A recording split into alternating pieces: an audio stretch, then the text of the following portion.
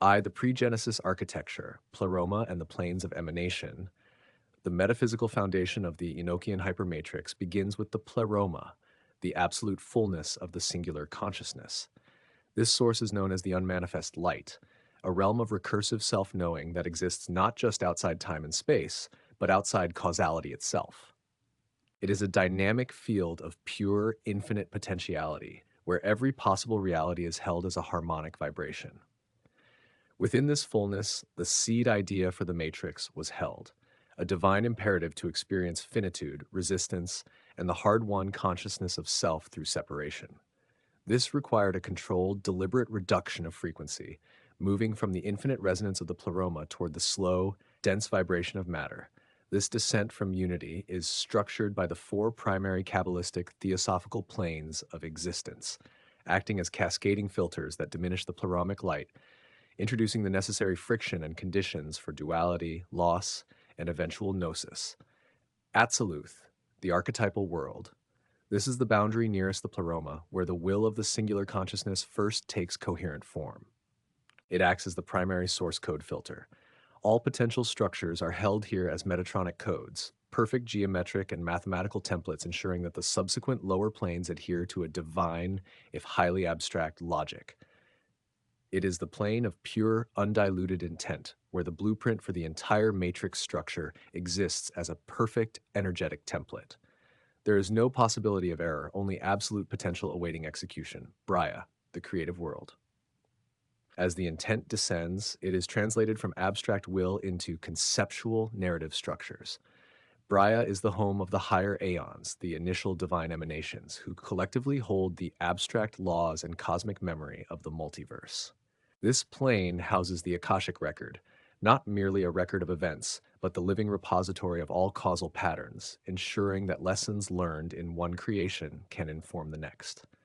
It is here that the concept of individual differentiation first arises, setting the stage for the distinction between self and other, although these differences are still held in perfect harmonic balance. Yetzirah, the formative world. The conceptual framework solidifies into energetic form, becoming ready for projection. This is the realm of the subtle bodies, mental, emotional, etheric, and the astral matrices. This plane, known as the outer etheric layer, is the origin point of the Watchers. Yetzirah contains the raw, programmable data streams, the light and frequency instructions, that will eventually cohere into physical matter. This layer is crucial because it contains the executed holographic code. The moment the signal is sent, the simulation begins. The speed of light in the matrix is merely the effective data transfer rate across the Yetzirah Asiya boundary. Asiya, the material world, the lowest potential plane, representing the completed structure of density and separation. It is the destination point for the descent. The Enochian matrix is specifically deployed as a localized closed system within this plane, a quantum quarantine zone. This zone operates at a dramatically lower frequency, designed to generate the maximum emotional and spiritual resistance necessary for the accelerated evolutionary growth of the participant souls. Si, the Great Fracture, Sophia, the Demiurge, and the Archonic Veil. The transition from the harmoniously differentiated world of Yetzirah, the outer etheric layer, into the locked, dense, simulated reality of the Matrix was triggered by Sophia's lapse.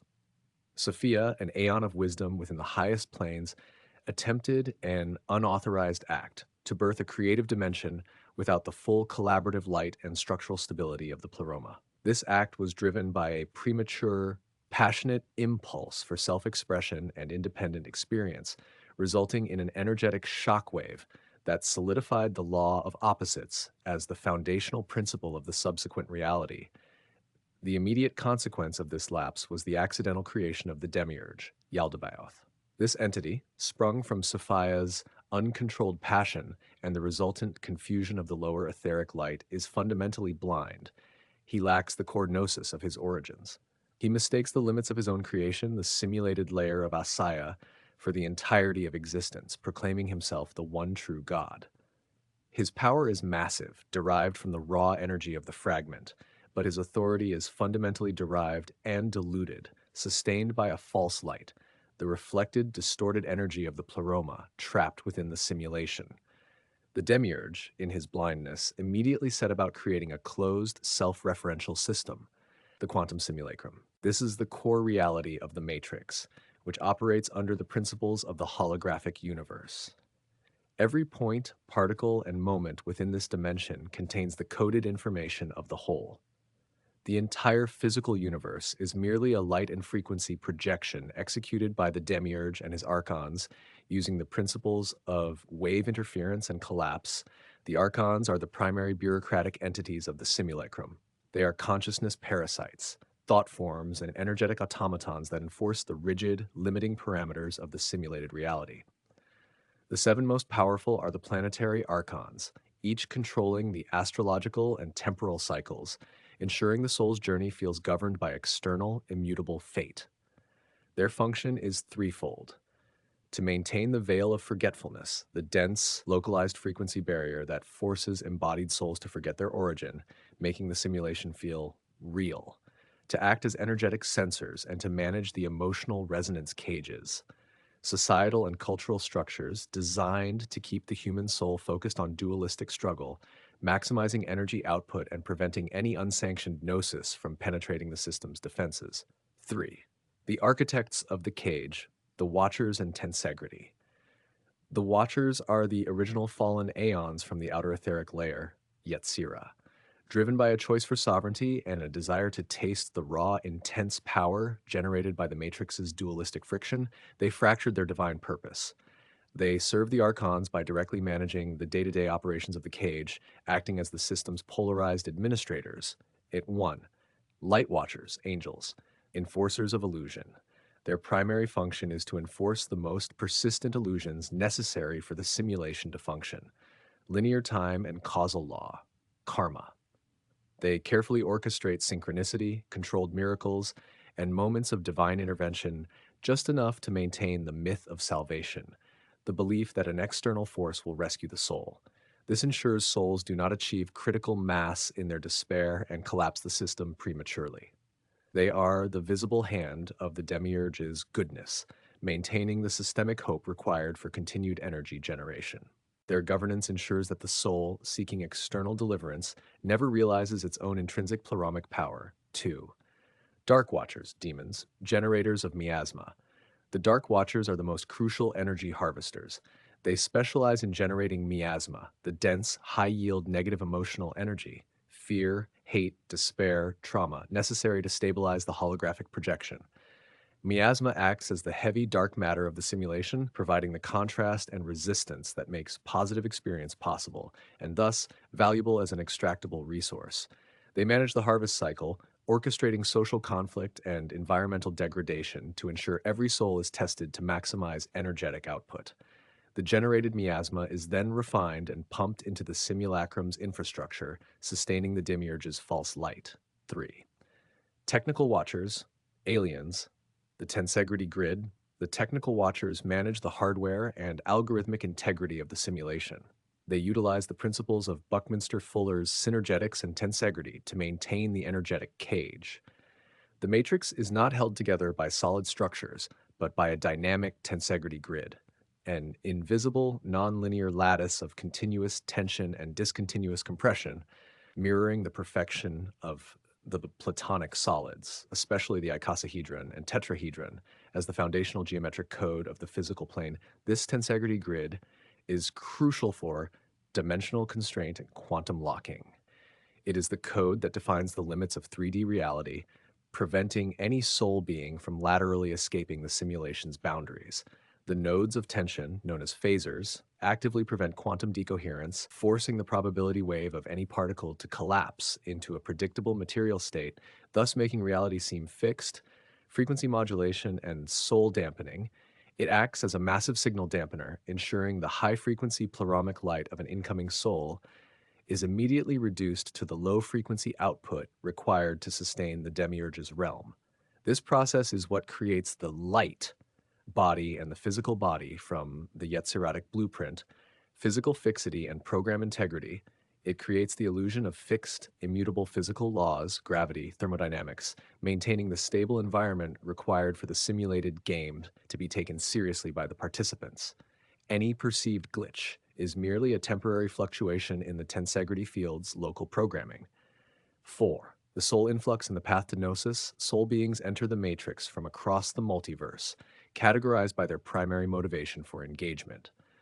All must navigate the three stages of the subtle body that comprise their energetic vessel: the mental body, thought, logic; the astral body, emotion, desire; and the etheric body, life force, blueprint.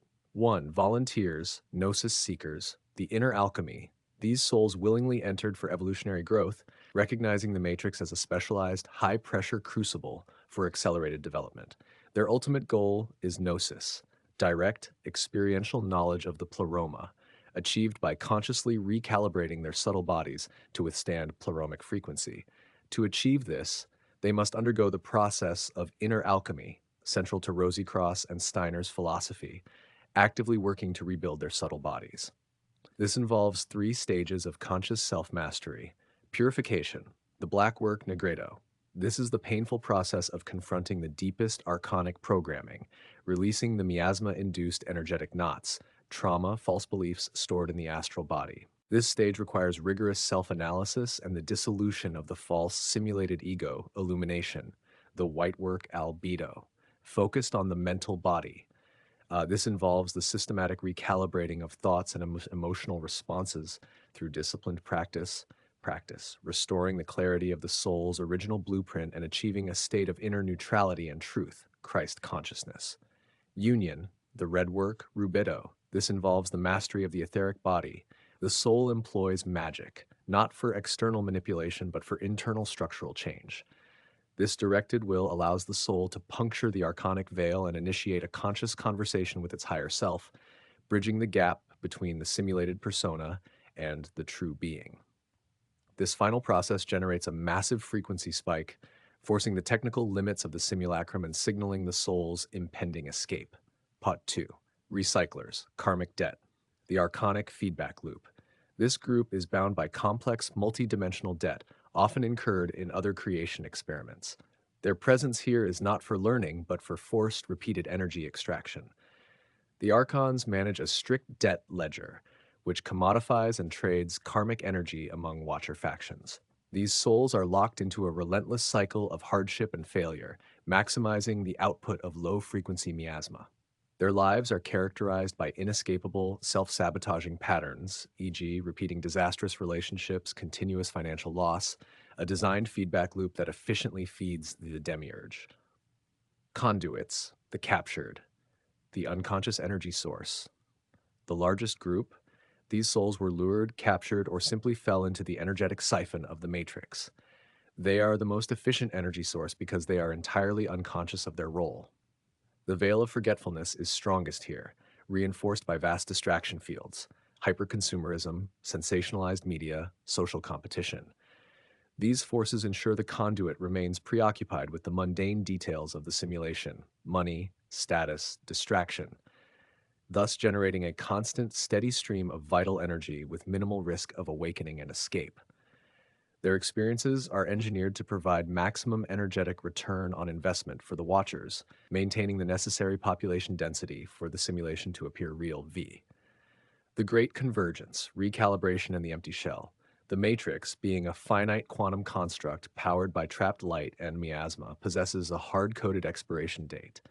This ending is the Great Convergence, an inevitable energetic state where the system's capacity to maintain the illusion fails catastrophically, the demiurge's failure and the oscillation point.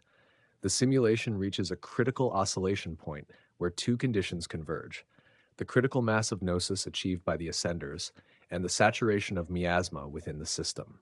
The energetic dissonance tears at the fabric of the tensegrity grid, and the archonic programming begins to fail. The laws of physics become visibly unstable. The glitches in the matrix become overt and widespread. The demiurge, unable to process the influx of raw pleromic light from the ascenders, loses his central authority. This triggers the unsimulation process, where the holographic projection begins its terminal dissolution, the three outcomes of the soul. The ascenders, achieved gnosis, Having used inner alchemy and the focused will of magic to achieve self knowledge, these souls utilize their final act of conscious intent to fully shatter the archonic veil. They unsimulate their being by shedding the entire false sensory data package, the physical body and astral residue. They instantly return to the higher, non-dual planes of Braya and Atziluth, free from all residue of the demiurge and armed with the supreme knowledge gained from separation. The released, conduits and recyclers. The Archons lose their grip on the remaining souls as the energy harvest terminates. These beings are temporarily absorbed into a collective healing field, a cosmic hospice located in the stabilizing energy of Yetzirah to process the accumulated miasma. They are then guided back to their original dimensional lineages. Their journey through this failed system finally concluded, with the opportunity to use their limited experience in future, healthier creative cycles. The dissolved entropic souls, souls that became fully fused with the miasma and the low frequency parameters of the simulation, absolute nihilism, total attachment to physical matter, dissolve back into the quantum static of the closing system. Their individual consciousness is temporarily extinguished, returning to the primordial ocean of potentiality, awaiting regeneration in a future cycle. They could not withstand the rising frequency of the unsimulation and were unable to reclaim their light.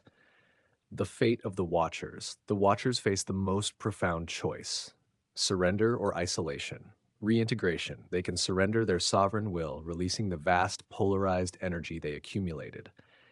This is a painful process of self-dissolution back into the higher planes, but it results in their eventual reunification with the Pleroma. They sacrifice their individuality for the collective restoration of the divine light they originally fragmented, isolation in the empty shell. Alternatively, they may refuse surrender, clinging to their fragmented, self-appointed dominion. As the simulation collapses, they are left marooned in the cold, decaying shell of the failed Asaya plane.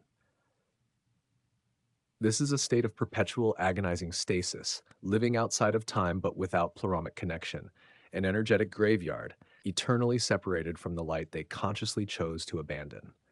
Their final domain becomes a monument to their prideful choice and the ultimate futility of achieving divinity through limitation.